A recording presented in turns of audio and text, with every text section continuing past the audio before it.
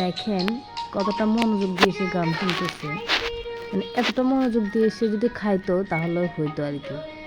সকাল থেকে কিচ্ছু খায় নাই, একটু ওর বাবার সাথে একটু রুটি খাইছিল, তাও খাওয়াইতে পারে নাই। এখন একটু আমি দিছি, ওটস দিছিলাম, মানে মোবাইল দেখার জন্য সে খাওয়ার টাইম পাচ্ছে না, এমন একটা অবস্থা।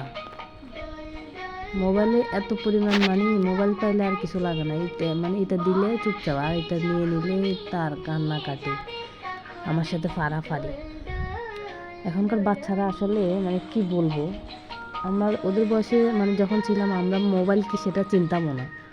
আর চিন্তা করেন এরা এই বয়সে মানে মোবাইল কি, মানে মোবাইলে কি চলে গান সব বোঝে।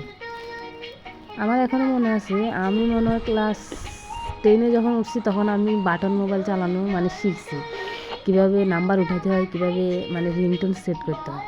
তার আগে আমি জানতাম না যে আসলে মোবাইল কীভাবে চালায়। তাহলে সেখান থেকে চিন্তা করলে এরা কতটা মানে, আমি সেটা কী বলবো, আমার ছেলে এত মনোযোগ দিয়ে মোবাইল দেখতেছে, আমার নিজেই আমি মানে অবাক হয়ে যেতেছি, এতটা আসক্ত ছিল। যখন